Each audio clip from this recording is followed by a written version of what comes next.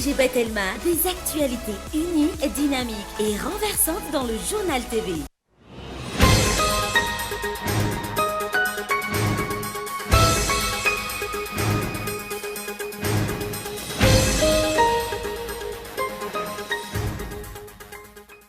Nyroso tamin'ny fanesorana ireo fanorenana tsy ara-dalàna manamorona ny lakan-drano andrian-tany tetsy Ivandry sy Alarobia Morarano androan'ny commune. Maherin'ny telopolo isa ireo trano azo noravaina nandritra izany.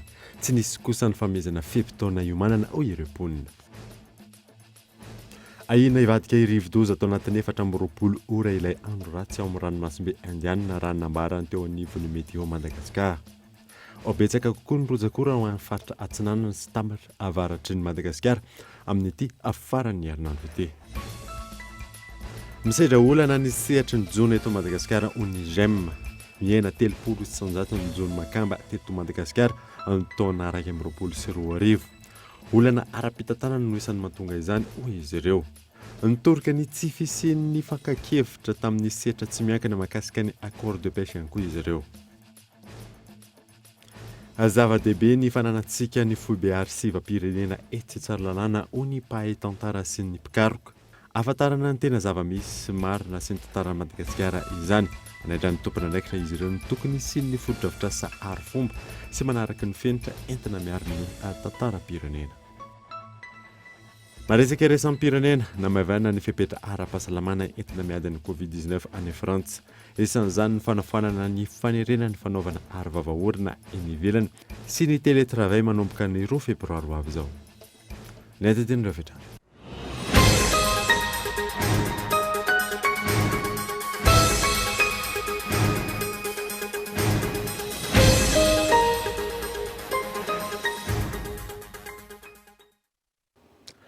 Miarapa klasy tobogoafy tonga sondray eto amin'ny fotoana vaovao eto amin'ny Kolo TV manasana ary anaraka izany hatramin'ny afarany. Nanamboatsika ny vaovao dia nandroso tamin'ny fanesorana ireo fanorenana tsy ara-dalàna manamorona ny lakan-drano andrian-tany tetsy Ivandry sy Alarobia androan'ny commune. Maherin'ny 3 isa ireo trano azo noravaina nandritra izany. Tsy nisy kosa ny fanomezana fepitaona iomanana hoy ireo mponina Abraham Randriamanana. 4 ora taty aoriana nataterahan'ny tompon'andraikitra ny fidinana teny amin'ireo faritra andalovan'ny lakan-drano andrian-tany. No tanterahina androany maraina ny fanesorana ireo fanorenana tsy ara-dalàna manamorona ny lakan-drano teny amin'ny fokotanin'ny Ivandry sy Alarobia Morarano.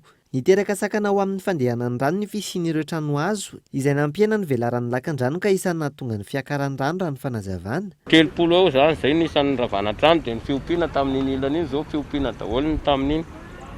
Fiompiana fa tsy hoe anay daholo fa misy olona avy any Avandro ohatr'izany mba miompy aty sy le hoe tetỳ ambon'le lakan-drano fa hitanao miompy izany ny tena deparanay tetỳ hoe sady miompy izay mba mivelona tetỳ hoe mba sady mivarobatra kely araky mahasisina arabe azy dia tafapetraka teto izay teto moa mba hoe nalaladalaka fa tsy dia hoe any anaty rano anke izao party misy anay izao manabosi an'le kanal hono ny fipetrahan'ny tranonay teto ambony tapitanety.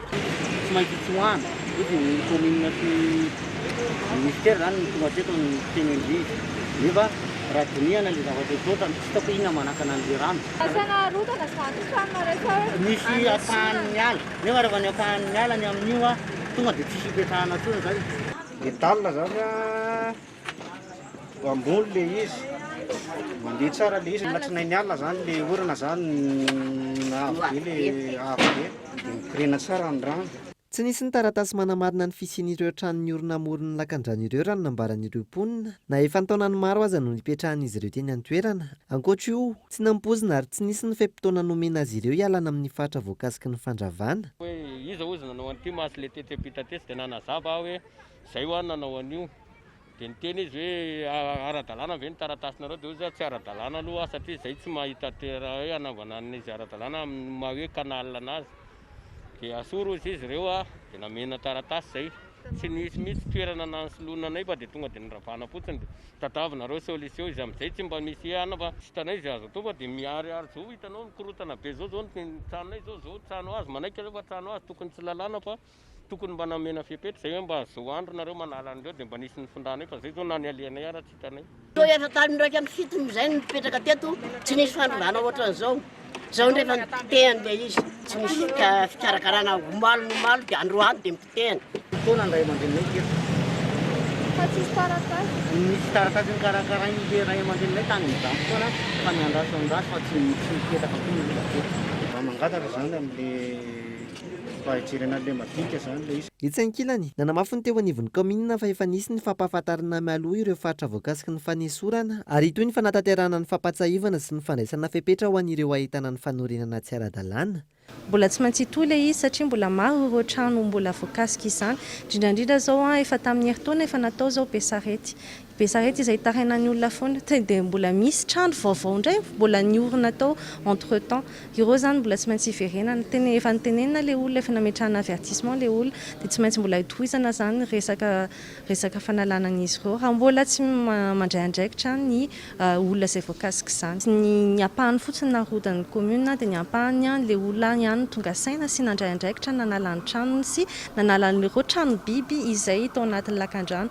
Tena hita tao anatin'ny lian'ny le kanala mihitsy zany le izy efa dibo-drano tanteraka zany izy ireo fa tsy maintsy nesorina mba ahafahan'ny vitesse d'écoulement an'le rano mandeha aingana. Ankoatra ny vahaolana fohy-ezaka, misy ihany koa ny vahaolana lavitra-ezaka iarahan'ny commune sy ny ministera tompon'andraikitra amin'ny alalan'ireo tetikasa samihafa. Tena foto-drafitrasa lehibe ny ilayntsika Antananarivo eto. Tsika tsina mbola mitombo foana ny extension urbaine dia nefa ny foto-drafitrasa resaka assainissement tsy manaraka an'izay développement urbain antsika rapide izay dia tsy maintsy mbola mila fandinika kely miaraka ny ministère sy ny fanjakana foibe no misy projet maromaro izay andrasantsika izay fa efa mandeha izy zao miaraka ny projet produire sy miaraka ny projet PIA. Efa hitantsika miasa eny Colas sy SOGEA zany manao areo lakan-drano samihafa ireo. Miantso ny tompon'andraikitra hijery vahaolana saina ampy azy ireo araka izany ireo mponina manoloana ny faharavan'ny trano fonenan'izy ireo. Tokantrano Maharefo ara-pivelomana 560 no nanao asa tanamaro hanadiovana ny lakan-drano eto Andrenivohitra manomboka androany. Ankoatra ny fanatsarana ny fikirinan'ny rano, loharanom-bola ho azy ireo izay asa izay ao anatin'ny 20 andro. Yves Richard. Tafiditra anatin'ny sampandrara miara-miasa amin'ny fanjakana na hetsika avy hatrany manoloana ny fiakaran'ny rano eto Andrenivohitra. Amifidina ny Fonds d'intervention pour le développement Tsaramasay, Ankazomanga, Anozivavaka, santonany amin'ny faritra nanomboana ny asa tanamaro naroson'izy ireo hanafainganana ny fanadiovana ny lakan-drano. Tokantrano Maharefo ara-pivelomana 560 araka izany no mifarimbona amin'ny fanadiovana anatin'ny fokontany misy zavalo.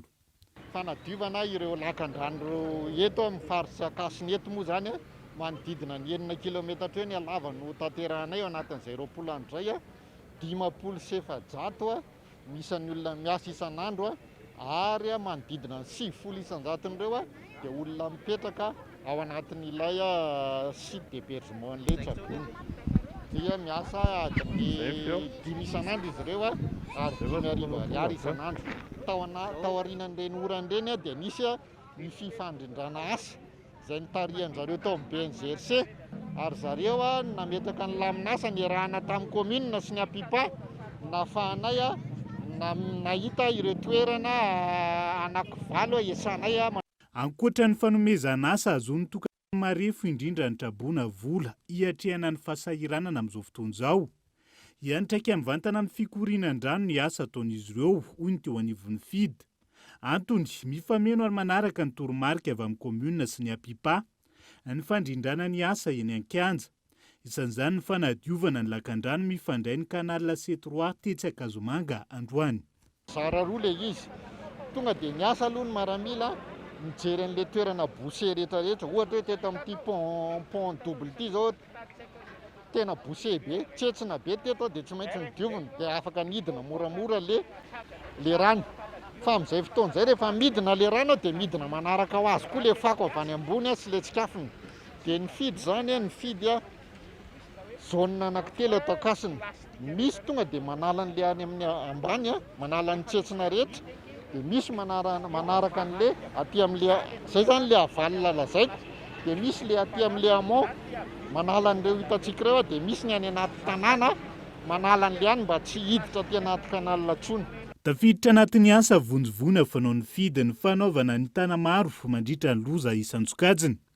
Ny fanjakana no mamajo vola ny tetikasa mahery ny 7 tapitrisa ariary no anatanterana ny fanadiovana ny lakan-drano amin'ireo fokontany 7 ireo.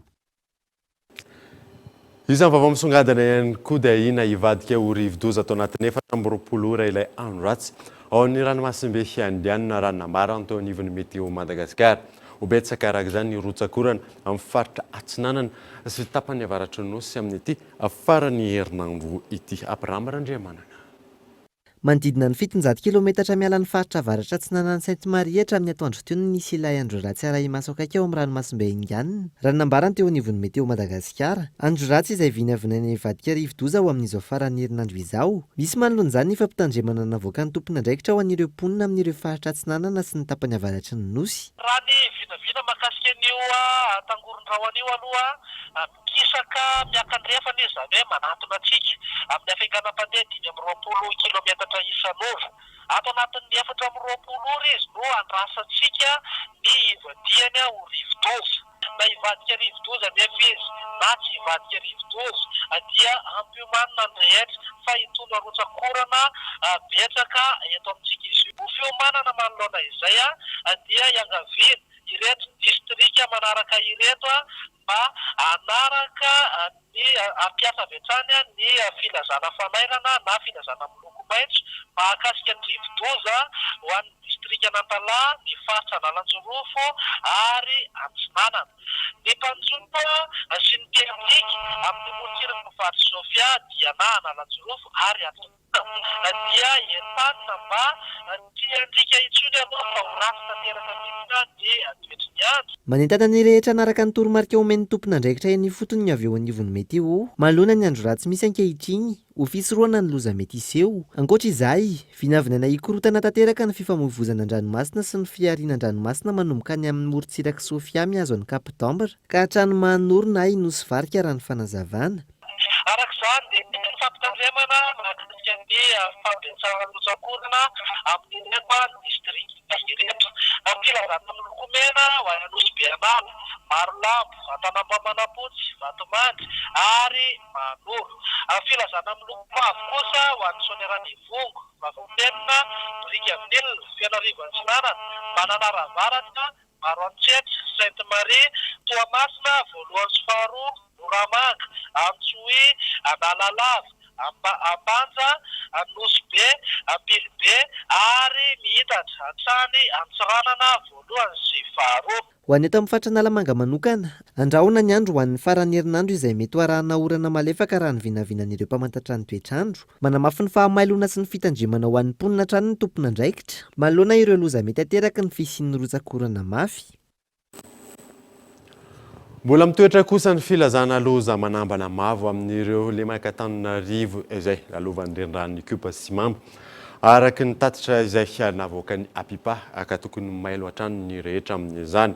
Tafiakatra 12 kosa ankehitriny ny isan'ireo namony aina vokatry ny andro ratsy ho ny BNGRC. Nelarina Efson. Tamin'ny 7 maraina teo no nanamafy ny teo anivon'ny Apipa fa mbola mitoetra hatrany ny filazana loza manambana mavo ho an'ny Lemaka-Antananarivo izay lalovan'ny renirano Ikupa sy Simamba. Ray faingo 420 metatra ny avon'ny Ikupa eo amin'ny marjefiny Anozato. Ny hidina 420 metatra ny rano tao anatin'ny 12 ora ary mbola hidina hatrany ao anatin'ny 12 ora manaraka. 3 metatra ny filazana loza manambana mavo eo Anozato. Ho an'ny renirano Mamba, ray faingo 70 metatra ny ahavon'ny Mamba eo amin'ny marjefiny Ambodro. Ny hidina 420 metatra ny rano tao anatin'ny 12 ora. Araka ny tatitra sy ny ataremarika avy amin'ny BNGRC amin'ny fivoaran'ny vokatry ny ora mikija tamin'ny 7 ora maraina teo, ny tombo ray kalasaraka 12 ny isan'ireo namony ainy vokatry ny andro ratsy na ora mikija nanomboka ny aliny 17 janoary 2022. Tafiakatra 2023 sy 4 alina kosa ireo olona atrabony. Nahitapiakarany noho izany ireo olona nafindra toerana vonjimaiky ka miisa 107 izy ireo no nitsinjaraina teny amin'ireo toeram-pandraisana atrabona vonjimaiky miisa 20. Ankilany niakatra 703 ihany koa ireo toeram-ponenana adibo-drano ary tafiakatra 12 ny isan'ny trano noravany. Andrasana hatrany ny fiovan'ny toedrarà sy ny taremarika. Ankoatran'ireo trabona maherany roa alina tanimbary amina hektara maro ihany koa ny dibi-drano amin'izao fotoana izao. Voatery tsinjaina manta ireo vary hialana amin'ny fatiantoka 100 isan-jato. Manoloana ireo rehetra ireo nanao voninkazo mahatratra. Araka izany teo anivon'ny anteny miram-pirenena io ny nasaina. Tanimbary maro no dibi-drano eto Antananarivo vokatry ny ora mikija ny fiandohan'ny herinandro teo. Olana ihany andreo tantsaha tara ny rotsakorana tamin'ity tombambolena ity ka mbola manta ireo vary amin'izao fotoana izao nefa tsy maintsy miroso amin'ny fijinjana isoroana ny fatiantoka 100 isan-jato. Ho an'ny eny amin'ny boriboritany fahenina maro ny olana nateraka izay ora mikija izay. Ambany tanàna tokoa moa eny amin'ny 6e arrondissement Ambohimanarina tantsaha daholo ny betsaka ary ny vokatra moa zany dia tena mampalahelo fa vary tsinjaina manta zao ny sasany ary isy fetraikany betsaka amin'ny voly ny vokatra hiakatra amin'ity taona ity zany. Manaraka izay ihany koa misy tetezana tapaka sahirana amin'ny vahoaka sahirana tokoa satria na mandeha ary miampita mbola mandeha any amin'ny 4 km mihodina zay vao tonga any amin'ny toerana ray. Sahirana tokoa ny vahoaka ka noho izany miantso ny fitondram-panjakana sy ny tompona andraikitra rehetra amin'ny fampitaovana sy ny fampisafiana an'ireo olona ireo satria sahirana izy ireo tsy afa-miasa fa dia mitoby ao amin'ny trano. Trano lay moa zany mibetsaka amin'ny anay eny amin'ny 6e arrondissement Ambohimanarina fa misy any amin'ny tranom-pokotany izay tsy mahazaka firy dia misy any amin'ny tranom-pokon'olona fa tsy mahazaka firy fa trano lay zany mibetsaka eny dia ao amin'ny trano lay mahatratra 4 mahery hatreto ny trabona eny amin'ny 6e arrondissement Ambohimanarina. Manoloana izay fahasahiranany mponina eto Antananarivo izay nanatitra fanampiana teny amin'ny foibe toeran'ny BNGRC ny teo anivon'ny anteny miram-pirenena. Voina ny mahazo ny mponina eto Antananarivo mahatsiaro an'izany kosa hay ny teny miram-pirenena. Indrindra ny solombavam-bahoaka satria zahay reto moa zany zao ny tena akaiky ny vahoaka. Izay ny tena vocation-nay olom-boafidy reto na ny anteny mera indrindra dia mijery ny vahoaka izay akaiky anay. Ary io tsy Antananarivo rery no anaovanay ny voikava mahatratra fa eran'ny Madagasikara satria i Madagasikara dia misy anteny miram-pirenena, misy olom-boafidy daholo. Mba manome izay voatsirambin'ny tanana dia atolotra ho ny havana traboina eto Antananarivo. Mampahery azy ireo zahay tompoko. Araka izany, vary milanja 2 taona no natolotry ny anteny miram-pirenena ho an'ny vahoaka ny Arambony eto Antananarivo izay ho tantanan'ny BNGRC. Tontolon'ny fitaterana kosa indray dia miampitombo hatrano ny lalana Asimba eny amin'ny lalam-pirenena faharoa izay mampitoana Antananarivo Toamasina sy ny lalam-pirenena faha-4 izay mampitoana Antananarivo Mahajanga mitombo adiny 4 ny lany ho ireo mpamily ka miteraka fatiantoka izany nambina Ravelorson. Raha toa ka adiny 5 ireo mpamily manao zotra nasionaly mihazo ny Toamasina Antananarivo sy Mahajanga Antananarivo ankehitriny mitombo adiny 4 be izao izany vokatry ny fitombony afaratsindalana eny amin'ny lalam-pirenena faharoa sy faha-4 iny. Velo taraina araka izany ireo mpamily sy mpandeha. Lavaka fotsiny lalana ary raha nisy lavaka ny lalana dia nataony tsy haiko na izy ny tompona andraikitra isatsokajiny nanao nandavaka ny lalana indray. Ohatra ny hoe zavatra tianay ambara zany raha ny safidina aloha najanona tamin'ny lalana taloha hoe lavaka fotsiny tsy ny trasena fa vao may ilay izy lavahana trasena nefa tsy amboarina akory tonga ny fahavaratra vao may sahirana be daholo ilay tomobile zany mandeha ao. Taloha ny lalana raha ohatra eritreretintsika fotsiny heure du temps nanaovana ny lalana teo amin'ny 10 heures 11 heures du temps eo maxi. Izao ny lalana 13 heures 14 heures du temps. Be da be zany ny lalana sy ny lavaka fandraisana première sy deuxième. Tena manahirana mihitsy. Tsy hay hoe aiza ny tompona andraikitra izy koajany amin'izany, aiza ny ministéran'ny travaux publics. Tsisy fanamboarana intsony ny lalana hatreto. Tsisy réparation. Tena sahirana tokoa izay mpamily satria mifaratsy ny lalana eo dia eo tokoa.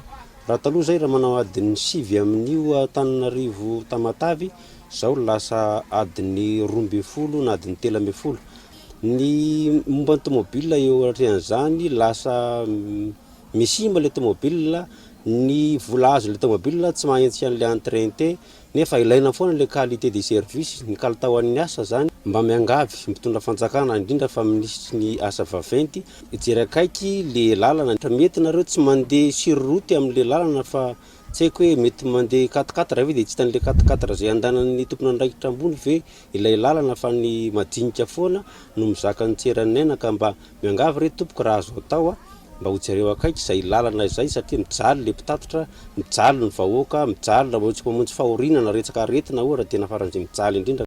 Efa saika mihasimba avokoa ny lalam-pirenena eto amintsika izay tsy nisy fanavoazana sy fanamboarana mialohany izao hiatrehana ny vanim-potoam-pahavaratra izao vao tsy ela akory teny amin'iny lalam-pirenena fahefatriny nisy ny fandroboana tamin'ireo fiara vokatra izay faratsindalana izay raha ny fanazavana trany. Le raha le arabe lavahandreo zany lavahandreo le arabe tsy totorana tsy atao inona nefa tototrana dia tena sady zao mahazo ny tômôbily zao tena manimba zavatra mihitsy dia zay zany ny tena zava-misy amin'iny lalana iny ny lalana tena ratsy tsy afa-manoatra moa fa ny tena piasa tsy mety hoe mandeha moramora zany mba mitandritandra nefa na dia mitandrina ary efa tsy ny rano tsy misy fitandremana na le lavaka be tsy azo hitandremana zay mba engavian'ny tômôbila zany hoe mba tokony mba karakarain'ny fitondram-panjakana zany ny lalana. Miala amin'ny efatrany Marovay zao zay taloha dia tonga amin'ny 5 amin'ny efatra sasany fa raha zao zay zao miala amin'ny efatrany Marovay any amin'ny 5 amin'ny 10 tonga aty Antananarivo. Ny lalana aloha zao dia tena ratsy dia ratsy tokoa satria manomboka eo Tsinjo rano zao anao aloha dia efa sahirana dia faharoan'izay saingisaingy dia tsara masoandro hidrana antarana ambalanjanak'omby iny zany zao no tena mampijaly anay mihitsy. Taloha zao aloha ohatra zay zao taloha miainga amin'ny enina dia tafiditra amin'ny enina lelera enganiny ihany ny atongavana fa zao nefa efa tsy tratranay intsony. Taloha mantsy zay zao miainga amin'ny enina tonga any zay amin'ny enina zao nefa raha miainga amin'ny enina ianao amin'ny 5 sasany anao vao tonga any fara mandeha satria le lalana teraka le lalan-dratsy amplisin'izay koa tsy maintsy manao karavanina amin'le ny andalana satria anao tsy afaka ny anderea satria voaingana zao efa maromaro efa namana hitratra tany. Andrasana araka izany ny vahaolana aroso ny mpitondra fanjakana na ihany koa ministera tompona andraikitra manoloana ireo faratsin-dalana mampitaraina ireo mpandeha sy mpitatitra eny amin'ny lalam-pirenena faharoa sy fahefatra izay efa miaratsy tanteraka amin'izao fotoana izao. Misedra olana kosa ny sehatra ny jono eto Madagasikara hoy ny GEM ny enina 30 isanjaton'ny jono makamba teto amintsika ny taona 2024. Olana ara-pitantarana no isan'ny mahatonga izany hoy izy ireo mitoroka ny tsy fisian'ny fankakevitra tamin'ny sehatra tsy miankina ihany koa izy ireo mahakasika ny accord de pêche. Michel Arnard. 4 taona isan-taona ny makamba ahondra ny Madagasikara ho an'ny taona 2024 ny eny izay tany fanondrana izay noho ny fiainan'ny fanjonoana. Nantontanisa avy amin'ny GEM na ny Groupement des entreprises de Madagascar ny enatra amin'ny 30 isanjato ny jono makamba ny taona 2024. Maro ireo antony mahatonga izany, isan'izany ny fitantanana tsy mirindra ataon'ny fanjakana mikasika ny licence de pêche rano fanazavana. Tsika ombieny ary efa taona maro zay no hoe nisy autorisation de pêche nomen'ny fanjakana tsokosoko an'ireo orinasa sinoa izay tsy fantapoko tsy fantam-pirenena ary manontany hoe ahoana moa nahatonga ny an'ireo autorisation de pêche ireny. Tamin'ny taona 2024 dia tsy noavozin'ny fanjakana ny licence de pêche 140 tokony renouveler fanjakana zafady licence de pêche 140 izay tapitra tamin'ny taona io rehefa naharitra 20 taona mahery ary voatery ny andry ny taona 2024 na ny andro taona zany vao azo ilay renouvellement ary efa 2 volana taty aorianany fitomboan'ny période de pêche vao nomen'ny fanjakana ilay licence ho an'ireo orinasa izay nanao soumission fa ny mahagaga dia ny hoe misy nahazo licence telo efatra vaovao nefa tsy n'exploitan'le izy nefa le teo aloha izay te hanohy a tsy nahazo an'le licence. Nanome ny heviny mikasika ny fanavaozana ny accord de pêche ihany koa ny GEM, tsy misy ho izy ireo ny fakakefitra amin'ny tsy miankina mikasika izany, vokany maro amin'ireo orinasa tsy miankina manao njono no voilikilika. Ny zavatra somary mampareranay angamba seatra tsy miankina dia ny hoe izay seatra tsy miankina dia tsy mikonsultena, tsy noantonona hoe inona ny hefitrareo amin'ny io accord de pêche io inona ny tokony atao. Nefa raha tiana andray andraikitra ao anatin'io velatin'ny jony io ny orinasa itan-toerana na ireo investisseur vahiny ho avy eto Madagasikara dia ilaina ny fampiresahana amin'ny setra tsy miankina hoe ahoana ny hefitrareo na kosa ny hefitrareo mba ahafahantsika mivelona ny sehatry satria raha mitsika miteny zao orinasa ray fotsiny TFOI no manjono ny tao ary manondra anazy eto Madagasikara. Orinasa ray fotsiny nahoana tsy misy orinasa folo tahaka ny any Côte d'Ivoire ohatra. Raha tsy ivona raha nantontanisa manandanja amin'ny toe-karen'i Madagasikara ny sehatry ny jono, mampiditra manodidina ny 570 tapitrisa dolary isan-taona ary miantoka ny 700 ny ari-karena faobe ny firenena. Vaovao any amin'ny faritra kosa indray dia nahitana fahatapahana ny famatsin-drano ao an-tampon-tanànan'ny Toliara noho ny fahatapahany jiro izay vokarin'ny orinasa Enelec. Orinasa Enelec izay miantoka ny famatsin-jiro ao amin'ny toerana tsy ahivana fa mbola tsy voalohan'ny jirama ny volan'ny Enelec atreto Cool TV Toliara. Tsy nijanona teo amin'ny fahatapahan-jiro irery ihany ny olana sedran'ny mponina ao Toliara amin'izao fotoana izao fa miaina ao anatin'ny fahatapahan-drano ihany koa izy ireo efa andro maromaro izay. Tsy ahivana fa miankina amin'ny herinaratra izay vokarin'ny orinasa Enelec ny famatsin-drano ao an-tampon-tanànan'ny Toliara ao. Misedra olana goavana nefa ity orinasa ity ankehitriny. Vokatry ny tsy fandoavan'ny orinasa Jirama amin'ny ara-dalàna ny volan'izy ireo ka mampanana sarotra ny asa fanarenana ny famatsin-jiro izay misy fiantraikany ihany koa eo amin'ny lafiny famatsin-drano. Vokatry ny fahatapahan-drano izay nitohana tanteraka ireo zerikanina fanjakana rano eny amin'ireo tompo-pamatsia-drano isam-pokotany efa andro maromaro izay ao Toliara ao. Ifampitadiavana eraky ny tanàna ny rano raha ny fanazavana. Fatapaham-pompieny mitaray aminareo fandrakana zahay tena mijaly dia ny maray milasy pompe etoa. En plus izay jiro mbo tapaka parainay maro simba ao mamboatsy yaourta ary simba yaourta anay jiro tapatapaky farany parainay simba hatramy frigidaire zao tapatapaka yaourta simba fatiantoko mahazo anay. Pompe zao lasy pompe zay le ny maray rano tena tsy misy etoa. Ketsikinay zao manao akory inanikio. Eo rano ampiasa andavanandro mpianatsy mandeha. Mikasikan'ny rano voalohany indrindra mijaly zahay tsagnaroko eto. Tsy ampy rano, hitanareo bidon milatsy sy latsaky ny zato sasany aza fanandetsinay n'olo satria angala japy. Japy koa mbo vilinay 200 bidon raiky.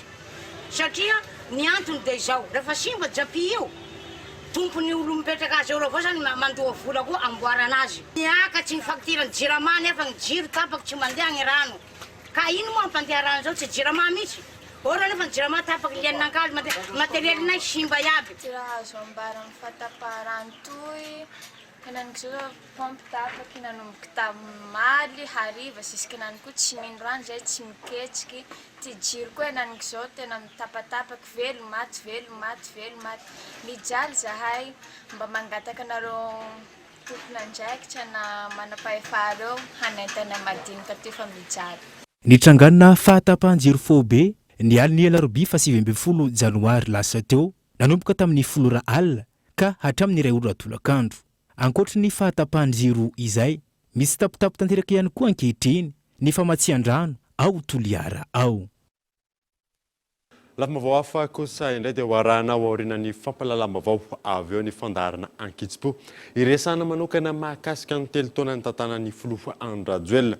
Ny fanatanterahana ireo fanamby napetraka ny lesoka nisy ary ny lesoka izay mila mbola hoarena rao ary ny sombony amin'izany.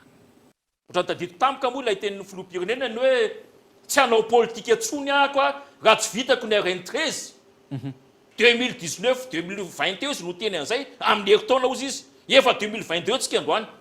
Ny zavatra mampiaya zany ilay fifampiresahana hoe ilay filoham-pirenena ve no ratsy mpanolo-tsaina Sany membre gouvernemanta mialatsiny fa toizakely namana Florian no hoe tsy mahavita ny asa kanefa tsy asaina mandray andraikitra satria nantaona fambolem-bary aza ange solafaka filoham-pirenena ny teny hoe izay ve hiandry an'izay volovarinareo roa taona voavokatra ozy izy kabary misy zany azosika jerevana ao anatin'ny internet zany klikeny amin'ny atsondramatoa ministra mpitondra teny gouvernemanta Google dia mivoaka daholo zany kabary zany.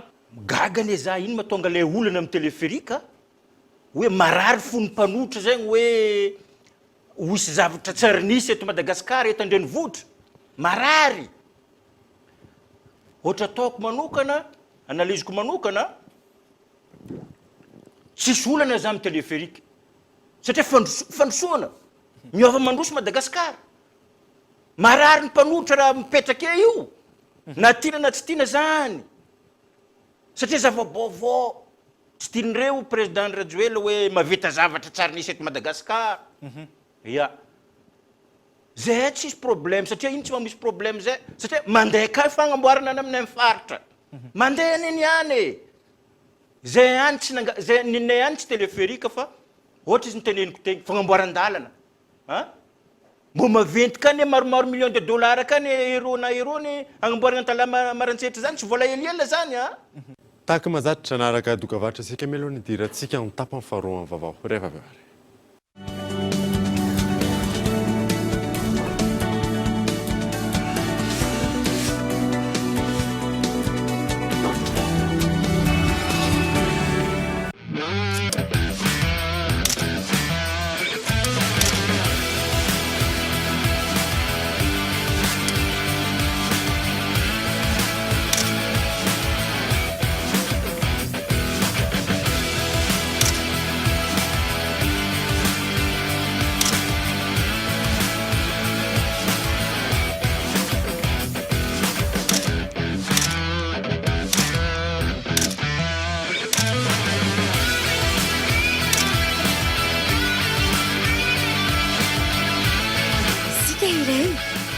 Telma, Isika Crew 038.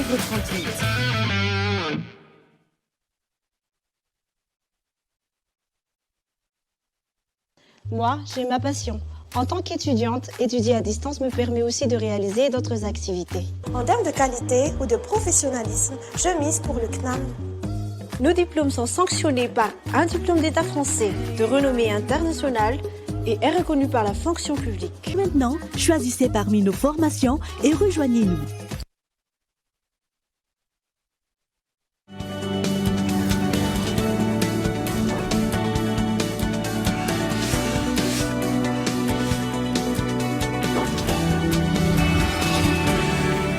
Manambahiny sampana fampalalam-baovao amin'ny ity alina ity zany fandriambato Max Andony Rira Fontaine zay tompona ndraikitra avy anivon'ny orinasa Bond miarabanao tonga zo atao anatin'ny fampalalam-baovao fanontaniana apetrako aminao voalohany afaka lazalazanao misimisy koa hoe inona hoe Bond. Bond zany orinasa sosialy malagasy misehatra amin'ny fambolekazo sy amin'ny fiarovan'ny tontolo iainana aty Madagasikara dia ny tena tanjonay zany dia mba ampiova an'le toetra fahitan'ny malagasy amin'le fambolekazo satria ny tena tanjonay tsy hoe mamboly azy fotsiny fa mba rehefa mamboly azy mba manampy an'ny tantsaha koa manampy an'ny tontolo iainana dia misassurer hoe zay azo voavoly tena maniry dia tsy maintsy misy impact ho amin'ny tontolo iainana sy ho an'ny olombelona sy ho an'ny économie. Dia inona zao amin'izao fotoana zao inona no hoe tetikasa ataonareo amin'ny orinasa Bond zay? Tetikasa amin'ny Bond zany ny faritra anakefatra zany nefa misy tetikasa amin'ny Bond voalohany indrindra faritra Analamanga any Andramasina sy any Tonjanahary misy koa ny tetikasa Alaonko any faritra Boeny misy ny tetikasa any faritra Atsinanana sy any faritra Menabe. Dia ahoana ny fiara-miasan'ny Bond sabe Bond mandeha irery amin'ity hoe asa ity? Tena tsy afaka mandeha irery tsy maintsy misy ny miara-miasa miaraka aminay ohatra hoe ny partenaire anay zao Telma nanampy anay hatrany voalohany efa 10 alina sy iray hetsy zany ny zanakazo nambolenay miaraka amin'ny Telma amin'le faritra anakefatra 10 alina tamin'ny taona farany teo dia iray hetsy amin'ity saison ana orana ity zao. Le iray hetsy io amin'izay zao efa vita sa mbola an-dalam-pahavitana? le raha io efa 7 arivo sy 1 alina sisan'izao mbola tsy voavoly tsika tsy maintsy manararoatra amin'le orana amin'izao dia tena mandeha be zao zany ny tetikasana fambolekazo. Dia manahoana kosa ny vinanareo amin'ny hoe faritra hafa ankoatran'ny efa nazavainao teo reo? Ny vinanay zany dia tena hoe isehatra amin'ny faritra rehetra aty amin'ny Madagasikara. Marina fa mbola 4 amin'izao fa ny tena tanjonay dia mba hoe amin'ny 2024 misy tetikasany bondy ao anatin'ny faritra 320 rehetra aty amin'ny Madagasikara. Ahoana kosa ary ny hoe misy torohevitra alefanao amin'ny satria anao ahitantsika hoe tanora misy torohevitra ve atsipinao amin'ny tanora amin'izay mijery antsika zao na tsy ny tanora fotsiny raha izay mijery antsika rehetra amin'izao fotoana izao? Ngamba ny tena zavatra tiako tenenina dia hoe tsika tanora malagasy zany tsy maintsy misehatra an'io satria tsika tsy maintsy miaro amin'ny tontolo iainan'io. Dia alao tsy voatery miandry amin'ny fanjakana na avy any ONG na olona avy any ivelany fa tsika tanora malagasy tena afaka mahita vahaolana konkoa satria tsika ny tena voakasika an'ilay olana ny fiovan'ny toetrandro dia tsika tsy maintsy miaro an'io tontolo iainantsika io. Ny amara-mampatsika anazy ary ve amin'izay hoe tetikasa efa nataonao satria efa nitenanao teo hoe efa nisy tamin'ny herintaona inona ny tena hitanao hoe nisy impact teo amin'ny fiarahamonina ve le zavatra nataonareo afaka joronao vavolombela ve mahakasika an'izay? Tena misy ny impact ohatra hoe ny asa vaovao ampitany bondy any faritra indrindrandrindra ny olona any faritra ohatra mbola tsy dia zatra amin'le hoe asa karamany isam-bolana ohatra hoe ny tantsaha dia tena zavatra nampidirinay anatin'ilay tetikasa mihitsy ny hoe ny olombelona tsy maintsy atao ampovoan'ilay tetikasa marina fa ny tontolo iainana ny arovana fa raha tsy misy tombontsoa ho an'ilay tantsaha dia tsy maharitra zany ilay tetikasa. Dia hitanay kokoa satria azo fihinam-bo ohatra ny ambolenay amin'ny tany tantsaha dia reo azo reo zany tsy maintsy manampy an'ny tantsaha rehefa mijery lavitra tsika. Eny ary angasitrana ianao vahiny tato anatin'ny sampana fampahalalam-baovao tamin'ity androany ity sy nitondra fanazavana mahakasika izay tetikasanareo izay. Mankasitraka tompoko dia mirary soa. Zay mahakasika an'iny fa misy ny fidirana amin'ny vatana ato anatin'ny fampahalalam-baovao amin'ity androany ity rehefa vonona ny sary izay toka dia ho latsantsika avy hatrany izany.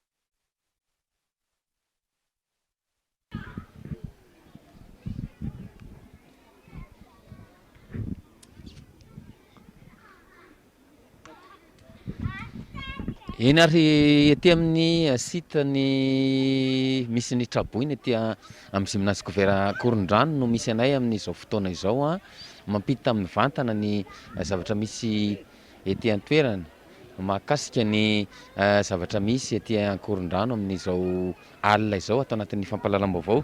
Raha ny hitantsika moa zany atao amin'ity lamosina koty dia ny site natao an'ireo traboina zany akoatra ny ao anatin'ny gymnase couvert raha tsy hevitsika fa eto amin'ity site na Korondrano ity dia fokotany misy 5 no raisina tanana eto amin'izao ora izao. Raha ny zavatra misy ihany koa aloha dia mbola ety ivelany avokoa ireo amponina satria nisy zany ny fepetra noraisiny ireo tompon'andraikitra mahakasika ny fandaminana indrindrandrindra satria tao anatin'izay andro voalohany zay mbola tsy tena inona ny andro faharoa lasa ny tombo hatrany izay olona zay ka tsy maintsy napetraka ny fandaminana raha ny fanazavana tao amin'ny tompon'andraikitra dia napetraka zany izay lista zay ary nanomboka omaly ny Croix Rouge sy ireo mpilatsaka sitrapo zany nanao recensement indray mandeha ho an'ny mponina rehetra tao anatin'ireny fokotany 5 ireny zay nitratran'izay vona izay zany ka nisy ny lista ofisialy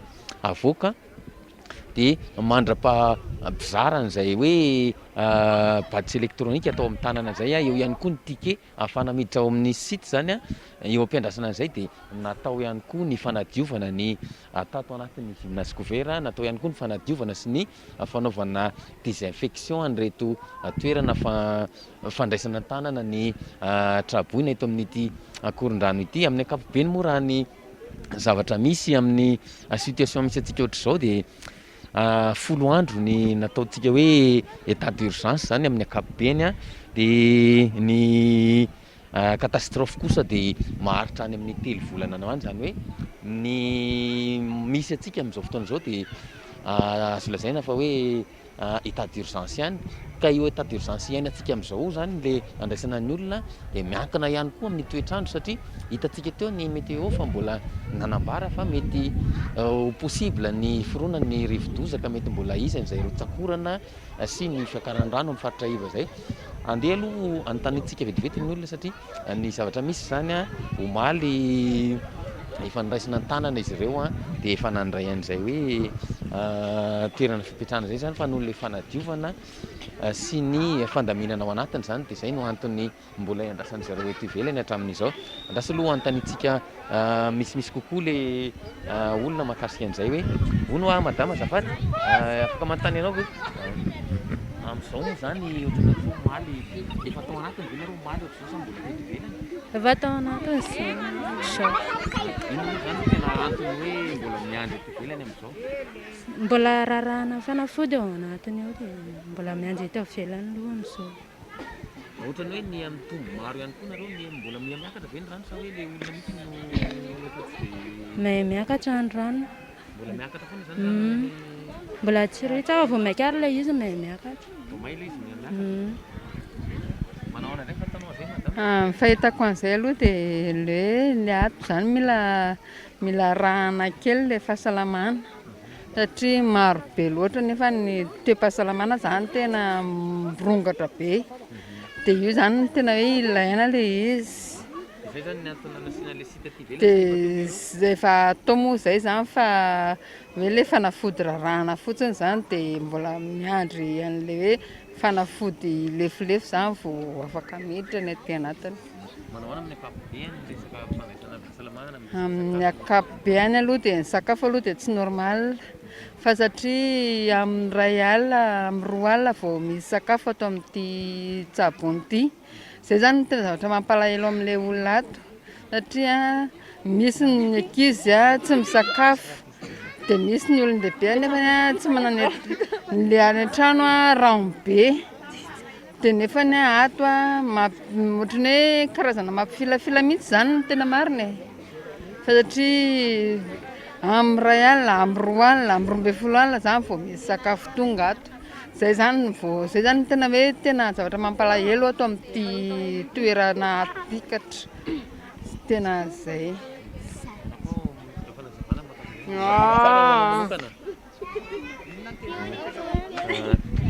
zay moa zany amin'ny akapobeany ankasitrahana nareo amin'ny akapobeany zany dia zay ny zavatra misy eto amin'ity site ity no ny amarony araka ny fitenenana teo hoe fokotany 5 no raisina tanana eto amin'ity toerana ity ny andro voalohany raha ny fanazavany tompona andraikitra teo dia tamin'ny ray sasany maraina tany any vao vita ny fampisakafoanana izay olona zay ny andro faharoa moa zany efa misy an'le association fity avy any amin'ny vadin'ny filoha zany izy io fikambanan'ny vadin'ny filoha manomana sakafo 2:00 ho an'ny olona 2:00 maraina ho an'ny olona 2:00 atoandro ho an'ny olona 2:00 amin'ny hariva tahaka izao zany ny antony mbola tsy idiran'ny olona araka nefa nazavaintsika teo dia mbola misy an'izay ataontsika hoe fanadiovana désinfectation an'ny toerana ao anatiny sy ny site fametrahana zareo hoe ty ivelany ihany koa dia mbola tsy afaka idirana zany ao amin'izao fotoana izao satria miandry an'izay fanadiovana zay sy ny fanomanana rehetra ao anatiny ka rehefa vita zany zay dia afaka miditra zareo miditra ihany koa amin'ny fatoriana makaina kely amin'ity andro alina ity satria araka ny efa nazavaiko teo efa misy ny organisation napetraka amin'ny fikarakarana sakafon'izy ireo rehefa état d'urgence hoe averiko ny hatrany dia tokony 10 andro eo zany zay raha ny fenitra zany fa raha misy kosa ny hoe catastrophe dia any amin'ny 3 volana any hoany ny antony ilazana zay hoe 10 andro zay dia tsy maintsy mandray andraikitra ao anatin'izay avokoa ny sampan-draharaha rehetra ny atsika eto Madagasikara dia ny BNGRC io ihany koa ny ministeran'ny atitany ministeran'ny mponina tafiditra ao anatiny ministeran'ny fahasalamana tafiditra ao anatiny vao eo zao tamin'ny natongavana teo nisy olona anankiray ny antsoina ambulance satria noho ny tsy fahasalamana ny seho taminy dia mandray an-tanana ny ministeran'ny fahasalamana manoloana an'izay zavatra rehetra zay izany ho ampitaina amintsika ihany koa ny zavatra misy amin'ny manaraka fa zay aloha ny zavatra azo ambara avy aty Akorondrano amin'ity takariva ity apasany amin'ny Lalaina Davida ny fampitohizana ny fampahalalam-baovao.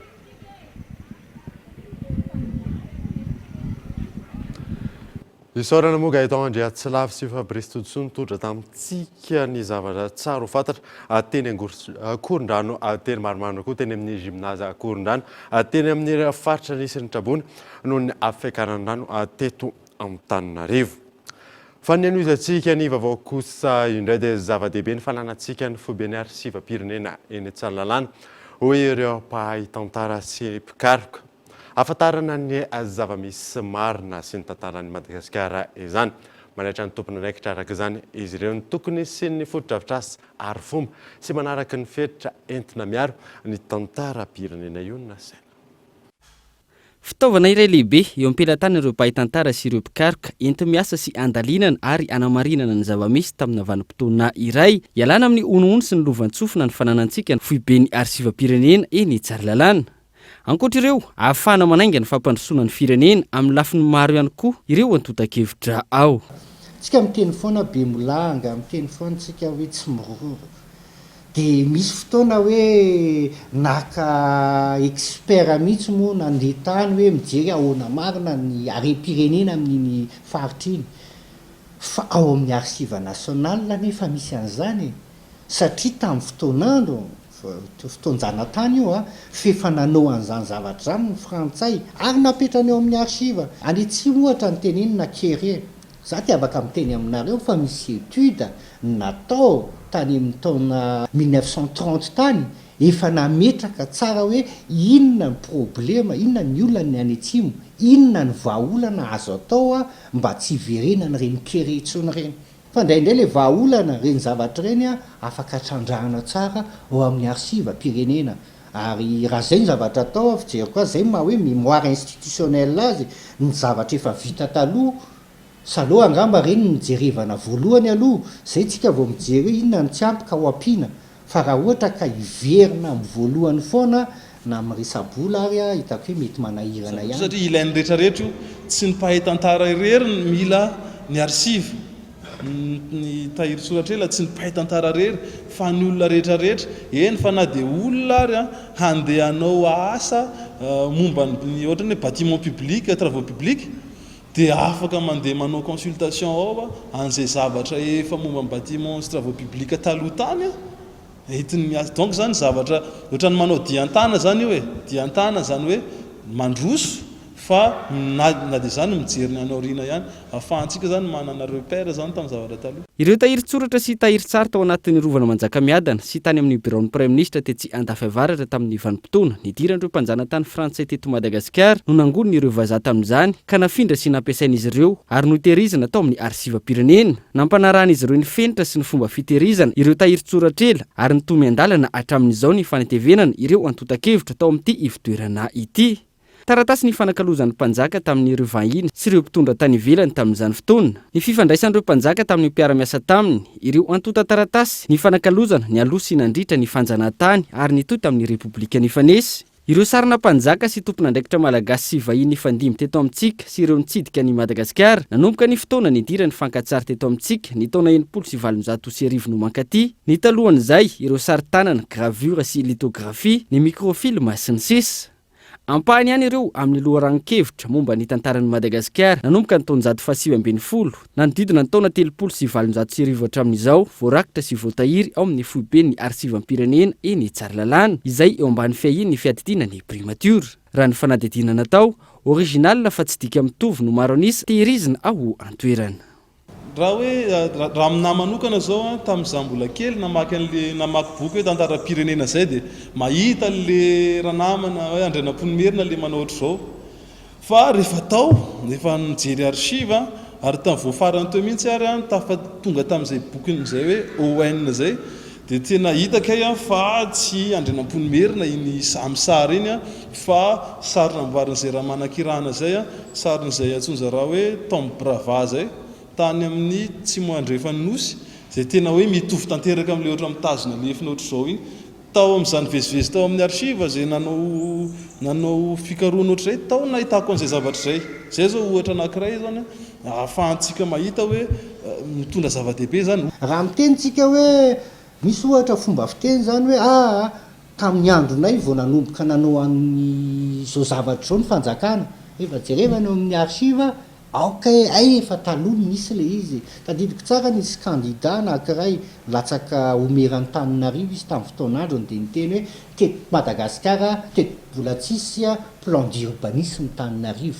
fa rehefa mijery archive ianao dia mahita hoe plan Géocassin ay ve efa tamin'ny taonjato faharoapolo 1920 sy 30 dia efa nisy plan d'urbanisme taninarivo fa tsy marina mihitsy hoe satria manao discours populiste dia miteny hoe amboaritsika zao taninarivo mbola tsisy plan d'urbanisme teto fa zany hitondra azy.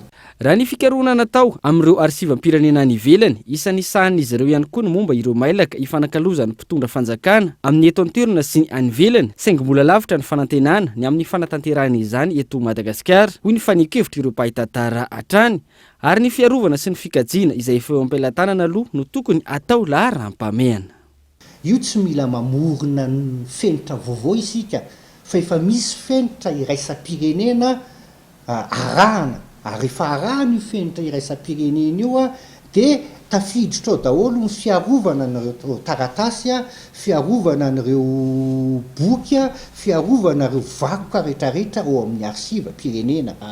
Io anie zavatra tsotra raha mijery ohatra ny trano misy ny arsiva amin'izao fotoana izao raha tena rembakoka ngezabe toy izany mieritreritra hoe ny fanjakana tokony hanana politika tsara ametrahana ohatra hoe infrastructure mifanaraka amin'ny mahazava-dehibe ny arsivam-pirenena. Fijeriko azy hoe zava-dehibe ny tranombokim-pirenena fa ohatrany tsy azoko tsara hoe maninona ny tranombokim-pirenena no ngeza fa ny arsivam-pirenena kely. Zany zavatra afaka tokony fanontaniana mipetraka. Raha ohatra ka manangana antsika centre culturel be dehibe raha ny faritra, za tena mieritreritra ilainy zany. Fa alohan'ireny centre culturel reny fijeriko azy dia tokony hanangana infrastructure tsika ho an'ny archive nationale. Fijeriko azy hoe tsy mbola tary zao tokony mametraka politikana archive tsara isika ka na ny entimanana amin'izany dia omena. Ary rehefa mahazo an'izay entimanana zay tokony mba hoe ao anatina bâtiment mifanaraka amina resaka conservation amina resaka archive no mipetraka. Raha ny fantatra ihany koa ireo mpamatsy vola vahiny no mamatsy ny ampahany betsaka amin'ny vola fanatanterahana ny numérisation ary ny tamin'ny vanim-potoana fahampanjaka no vita sy voakasika izany. Andrasana hatrany ny fitondram-panazavana ny tompon'andraikitra eo anivon'ny fibeny arsivam-pirenena ahafantarana ny hoe aiza ho aiza ny politika amin'ny fiarovana ity toerana sarobidy sy saropady ity, ny fanaovozana ny fotodrafitrasa na ivelany io na anatiny hifanaraka amin'ny fenitra iraisam-pirenena, ny fizotry ny numérisation ho fikojana ireo arsivantsika sy ahafahana ireo izay liana mijery izay ilaina ao amin'ny arsivam-pirenena amin'ny alalan'ny internet, ny fanaovana ny catalogage sy ny classification an'ireo antotan-kevitra sy antota-taratasy. Ity toerana ity izay arem-pirenena sy arem-bakoka lehibe an'i Madagasikara. Raha araka ny fenitra, ny rehetra no afaka hikaroka sy andanina ny momba an'i Madagasikara, amoaka tsoakevitra avy amin'ny tantara izorana mankany amin'ny fampandrosoana. Ny songadina kosa nandritry ny filan-kevitry minisitra izay notanterahana teny Ambohitsiroatra tamin'ity androany ity mahakasika ireo fepetra izay niraisin'ny fanjakana manoloana ny fiakaran-drano teto Andrenivohitra. Nisy ihany koa nandritra izany toromarika nomena ireo tompon'andraikitra isany ambaratonga nadidin'izay ary. Nifantoka tamin'ny fiatrehana ny fiatraikany andro ratsy teto Antananarivo sy tamin'ireo faritra maro teto Madagasikara ny filan-kevitry ny minisitra ny tontosaina tamin'ity androany ity. Mikasika ny fomba natao anenanany rano eto Antananarivo dia nisy ny toerana sy faritra telo tsy maintsy nanaovana ny curage ahafahana nala ireo fakonanetsana mba ahafahana mampikorina ny rano. Isany amin'izany ny teny Tsaramasay, ny kanala Andretany, ny teny Ampasika ary ny kanala C3 sy ny teny Antotapenaka 2.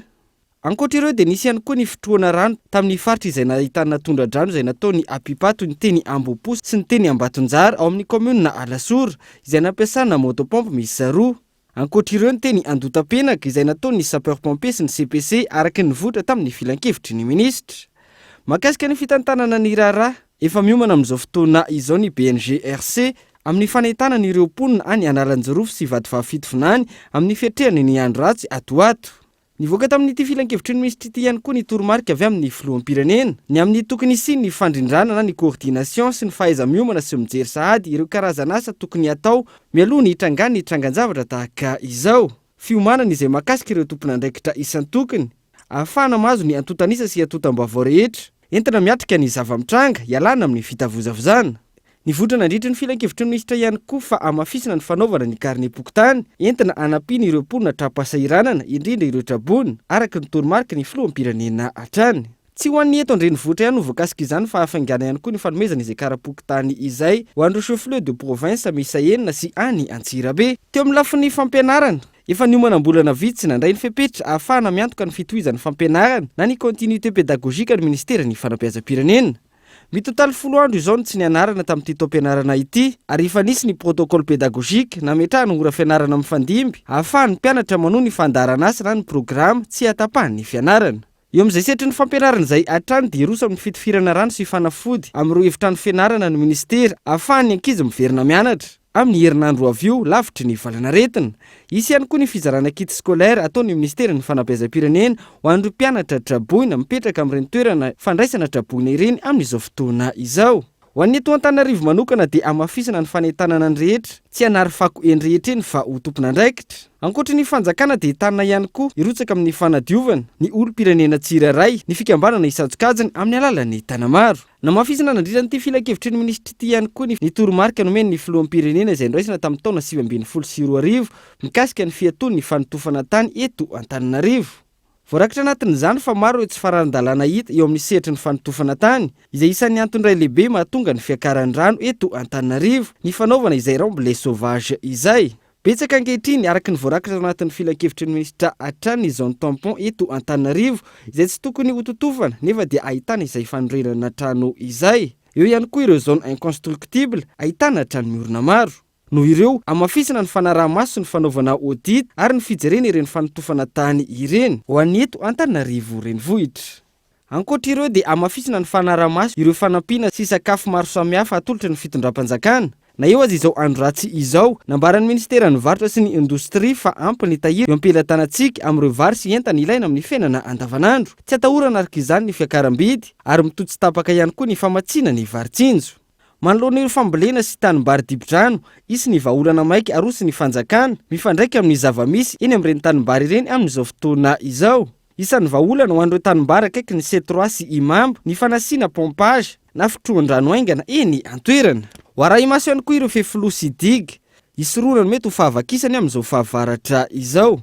Ankoatra ireo dia nisy ny fanendrena olom-panjakana ambony nandritra ity filan-kevitry ny ministra ity. Mifandraika amin'ny andro ratsy izay hatrany dia ny scooter no tena mora simba amin'izao fotoana fiakaran'ny rano izao hoy ireo mpanamboatra anobogesy ny filtre amin'ny tena mora simba amin'izany ary mahatratra 10 isan'andro ireo moto amboarina ny laharana efizao. Nahitana fiakarany olona tonga nanamboatra moto atao anatin'ny rano niakatra be ireny raha ny fanazavana ireo mpanamboatra moto nanaovana fanadihadiana. Ankoatra ireo izay tonga eny amin'ny toerana fanamboarana moto, misy ihany koa ireo olona maty moto eny an-dalana ka tsy maintsy manatona ireo mpanamboatra moto. Simba moto moa zany amin'izao fiakaran-drano zao miresaresaka bozilo zany tena lena raha zany bozie. Matetika zany ny scooter aloha tena hoe miakatra zany ny fanambarana scooter satria na filtre na bozie zao mila somadony amin'ny lena rano.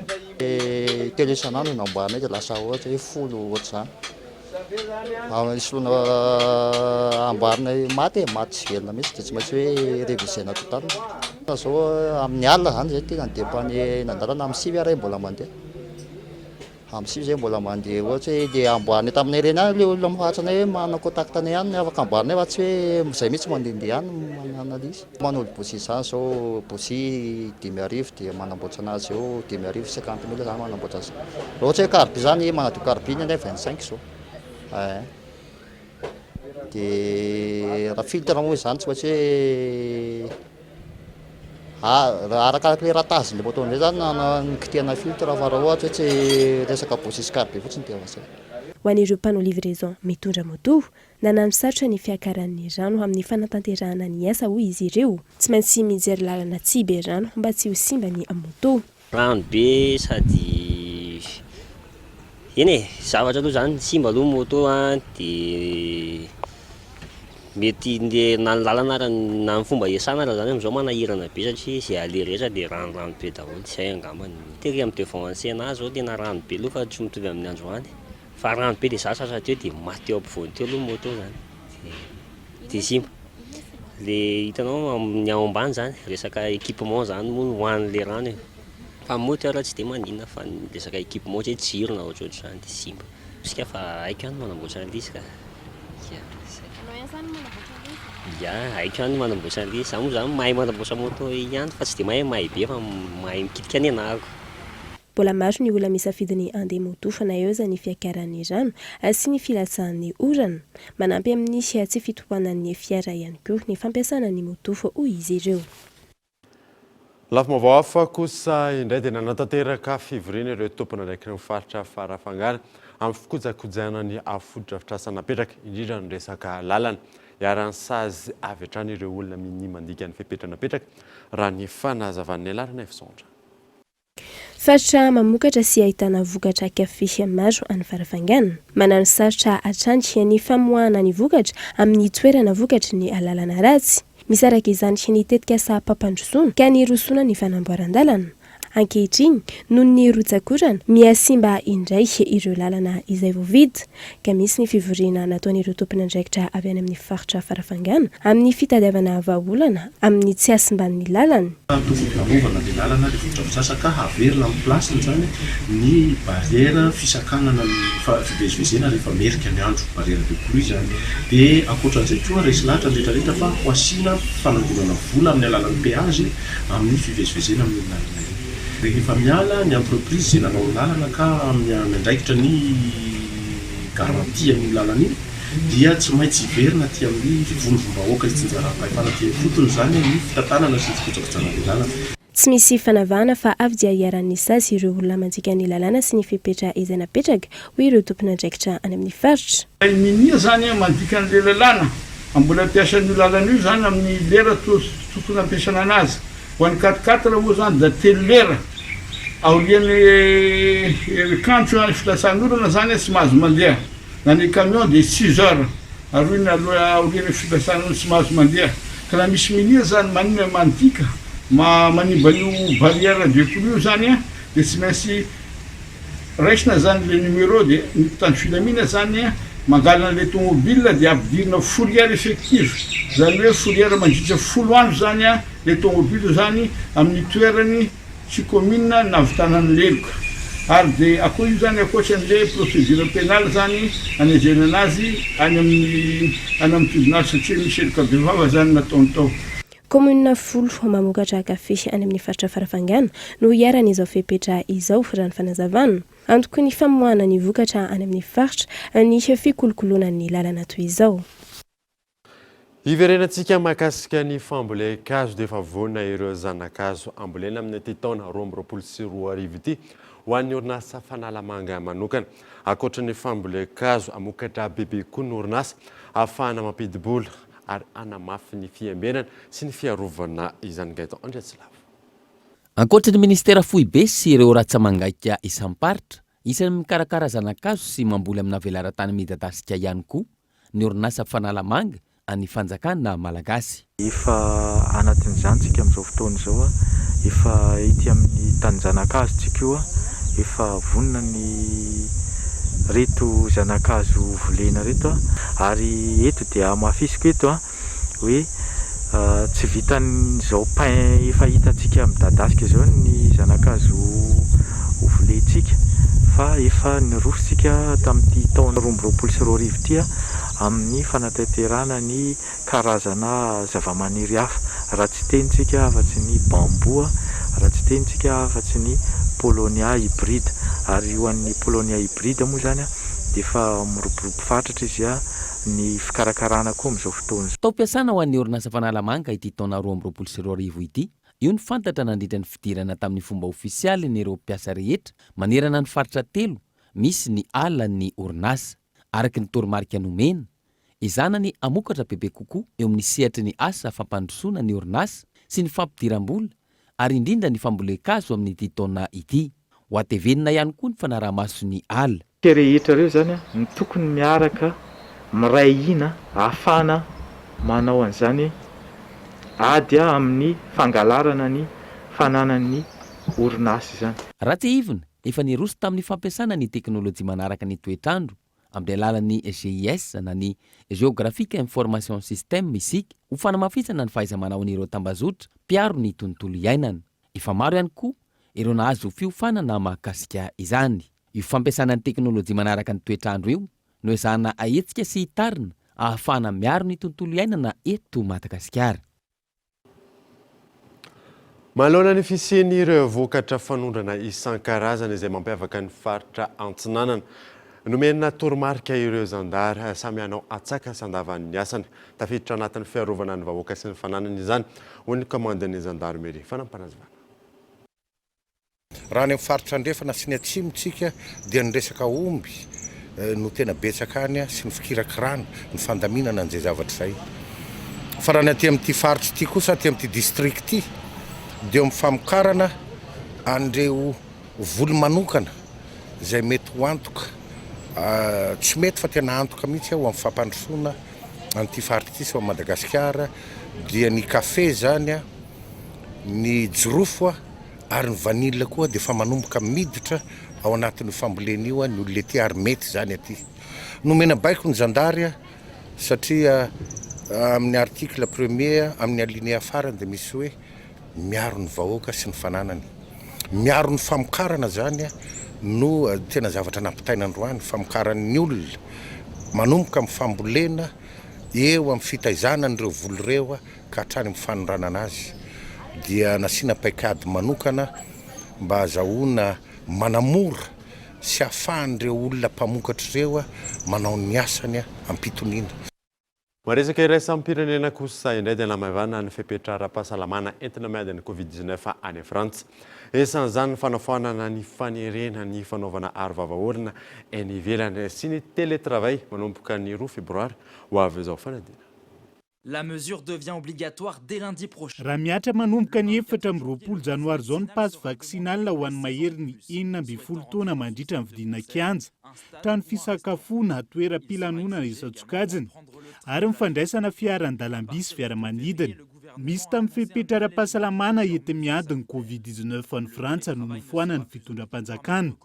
Isan'izany ny télétravail sy ny fanaovana ny arovava-orona ny velany. Izany hoe eny an-dalambe sy ny maro hafa manomboka ny 2 febroary ho avy izao. Miverina amin'ny teo aloha, izany hoe tsy misy fampiasana azo intsony ihany koa ny hetsika eny anivon'ny toeram-pandraisana lanonana, ny kianja sy ny maro hafa. Azo atao ihany koa manomboka ny 9 febroary izao ny fihinanana sakafo any amin'ny toeram-pijerena horonan-tsary sy ny fitaterana. Raha ity lamina vaovao ety mandrindra ny ady amin'ny Covid-19 ity hatrany. Isa mety hiverina hisokatra ny 9 febroary izao ny toeram-pandihizana ny katona nanomboka ny 10 desambra. Pourront rouvrir leurs portes. Dia izay mamana vaovao tamin'ity hanao andeha angatrano nanaraka izany soava tsara daholo tompoko.